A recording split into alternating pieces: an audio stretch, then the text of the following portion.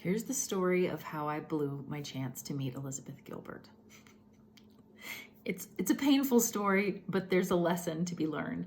When I heard a couple of months ago that the Lotus Women's Network was going to be hosting a private VIP reception for Elizabeth Gilbert, who was going to come and speak, and you could have your picture made with her, and we were going to see her speak at the Paramount Theater afterwards in Denver, I listened to my intuition. It was a hell yes.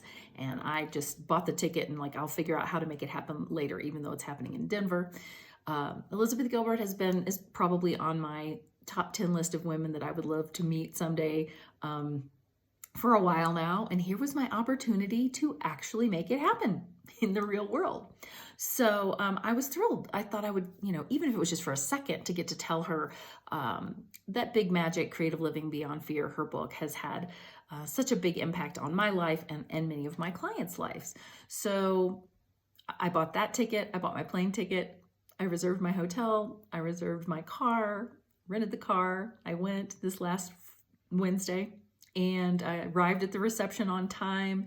I even snapped a photo of her when she first walked up to get introduced, still thinking to myself, so exciting. I'm about to get to meet Elizabeth Gilbert.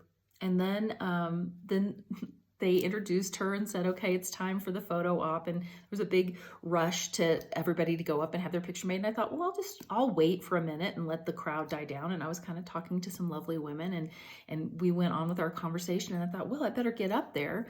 And I started to go up there.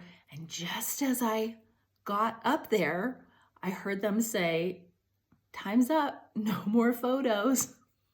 In my mind, they also said, no more chances to meet Elizabeth Gilbert, Jill, Allison, Brian. You blew it. You blew your chance. And my heart kind of dropped into the pit of my stomach. I felt a little sick. I felt a little nauseous. I think embarrassingly, I may have even said, no. It felt like she was walking 2 feet in front of me out of the room in slow motion.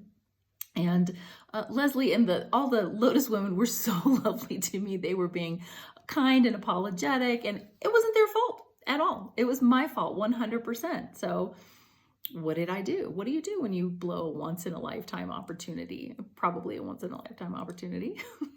I beat myself up. I really went into it and beat myself up. And I played alternate scenarios in my mind of well, I did meet Elizabeth Gilbert, and what would that have been like? And you really blew that. That would have been so cool. And so I kind of did that number on myself that evening. And the next morning, even when I woke up, I still had this icky feeling in the pit of my stomach. And I was like, what am I feeling? This is such an awful feeling. So I went into self-coaching mode and I named the feeling, and it was regret. And yeah, I just felt regretful that I had this opportunity and I had blown it. So that, by naming it, I was able to say, look, you're a human being. Human beings make mistakes. You made a mistake.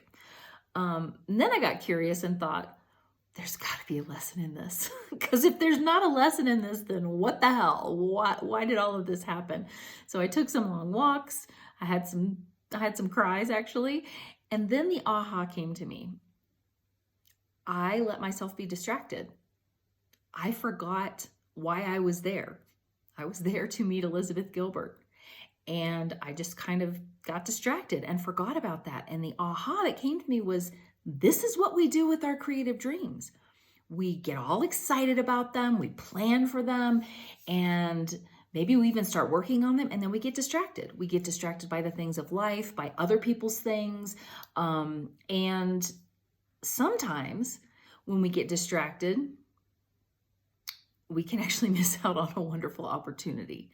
And so as a creativity coach, I teach the people that I work with really powerful ways to prioritize your creative dreams, always keeping them front and center, remembering your why, and not letting yourself get so distracted that you don't actually bring your creative vision to life, that you do bring your creative vision to life so you don't have regrets. Because let me tell you, as somebody who's recently experienced regret, it is not a pleasant feeling.